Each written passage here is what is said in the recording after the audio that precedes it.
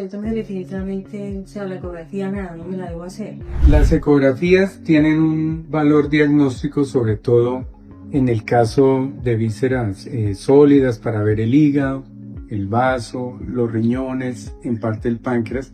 pero para ver la vía digestiva tiene limitaciones. Actualmente se están promocionando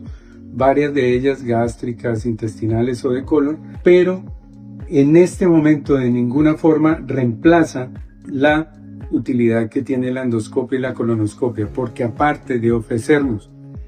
visualmente las lesiones, podemos tomar biopsias o realizar un procedimiento directamente terapéutico, como una resección de pólipo, por ejemplo, o en el caso de un sangrado, control inmediato del sangrado.